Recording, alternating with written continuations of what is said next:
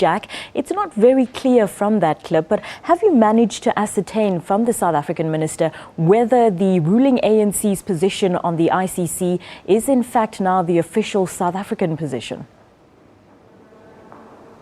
Well, indeed, it's very difficult to find out and obtain that information. I pushed as hard as I could to ask her whether South Africa is actually prepared to leave the ICC, and the only thing she would say is we do not want to be in a position where we have to choose between the Pan-African commitments and the Pan-African agenda and membership of the International Criminal Court. Now, that's the South African position. I believe that Minister Maite Nkoana-Mashabane has now left The Hague to head to Rome, but also here we have the Justice Minister. He's been talking to me and saying he will continue to push on this matter within the International Criminal Court's Assembly of States Parties to discuss the issue of Omar al-Bashir's visit to Johannesburg and whether he should have been granted diplomatic immunity because he was attending an AU summit. That's what's set to be discussed here. The court isn't happy about it because this is an issue that is in front of judges in the chambers of the ICC, and they say that is where this issue should be discussed and handled, and not here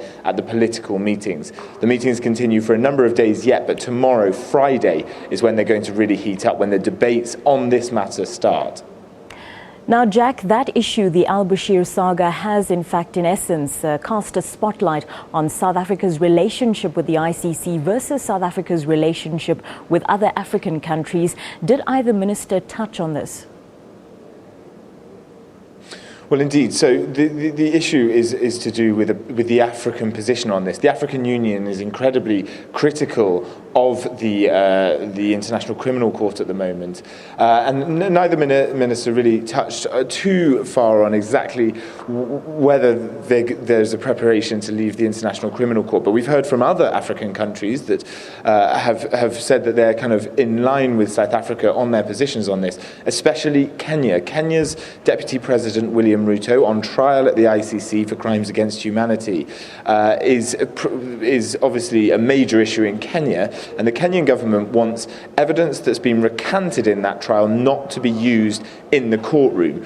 Back in 2013, there was a bill passed by the International Criminal Court that said recanted evidence could be used in case witnesses were forced to recant it, but that happened after the trial of William Ruto started. Now, the Kenyans are being far more explicit about their position on the ICC. They say that if they don't get their issues fully discussed and they're not given the respect, then they will be fully prepared to leave the jurisdiction of the International Criminal Court. Jack, I understand that the meeting is ongoing and more discussions are yet to take place. We've heard lots of submissions about unhappiness with the ICC. When will we hear from representatives from the ICC?